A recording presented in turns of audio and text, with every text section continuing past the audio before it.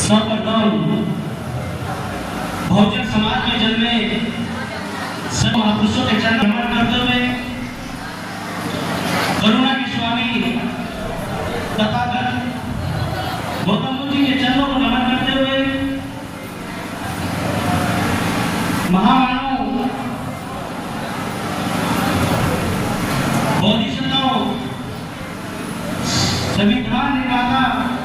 परम पूज्य बाबा साहब जी के चरणों को नमन करते हुए 36 जातियों को बहुजन नाम की माला में पहनाने वाले महामानव काशीराम साहब जी के चरणों को नमन करते हुए और आज की सभा की अध्यक्षता कर रहे अध्यक्ष महोदय, बहुत शानदार संचालन कर रहे संचालक महोदय और प्रोग्राम की कमेटी के आयोजक हमारे बड़े भाई आदरणीय सतीश बोध जी जो हमारे राष्ट्रीय सचिव भी हैं समाजवादी प्रकोष्ठ के, और यहाँ उपस्थित आदरणीय हमारे आदर्श व्यवहार के कुशल धनी चैतन्यवान ऊर्जावान संघर्षशील आदरणीय डॉक्टर राहुल भारती जी जो समाजवादी पार्टी के राष्ट्रीय अध्यक्ष है एससी प्रकोष्ठ, उनके साथ चल गया इसरार चौधरी जी प्रदेश सचिव समाजवादी पार्टी, करम सिंह जी महासचिव एससी प्रकोष्ठ, किशन सिंह जाटव जी राष्ट्रीय सचिव एससी प्रकोष्ठ, आशु निर्मल जी गाजियाबाद समाजसेवी, नेहा गौर जी समाजवादी नेत्री, बड़ी बहन संगीता राहुल जी, अजय सागर जी प्रधान जी जिलाध्यक्ष बाबा साहब आनी अम्बेडकर, रविंद्र राणा जी, मेरा छोटा भाई प्रिय सिद्धार्थ गौतम जी, मोहित जाटव जी, अलकेश जाटव जी, बाबू अतर सिंह जी, बहन आदित्य गुरु जी, मनोज दास जी, रविकांत जोशी जी, नितिन जाटव जी, अनिल कमार जी, बसंत आर्य जी, रवि धवन जी, वह तमाम मेरे सामने बैठे बुजुर्गों, नौजवान साथियों, माताओं बहनों और आदरणीय सतीश बोध जी, मेरे बुजुर्गों, सम्मानित साथियों, माननीय काशीराम साहब की आज हम नमन कर रहे हैं। 15 मार्च को उनकी जयंती थी, उसके उपलक्ष्य में आज 23 मार्च को हम महामानव काशीराम साहब जयंती के संबंध में विचार गोष्ठी का आयोजन किया गया है। मैं सभी के बधाई पात्र है, सभी को अपनी तरफ से शुभकामनाएं देता हूँ। मैं तो इतना ही कहना चाहूंगा कि जो बढ़ता काढ़ा हमारे महामानव काशीराम साहब देखे गए, बाबा साहब छोड़ के गए, हमें अपनी जिम्मेदारी ये देखनी चाहिए कि हम इस कार्य को कितना आगे बढ़ा रहे हैं, हम कितना इसको आगे ले जाने के प्रयास कर रहे हैं, हम इसको लड़ाई लड़ने के लिए कितना आगे तत्पर है। लेकिन कहीं ना कहीं हमारा समाज भटक रहा है, जिसका परिणाम दुष्परिणाम आ रहे हैं। मैं तो इतना मानता हूँ, जहाँ गौतम बुद्ध जी ने नारा दिया था, मानव मानव एक समान, मानव मानव एक समान, मानव की क्या पहचान। तो बुजुर्गों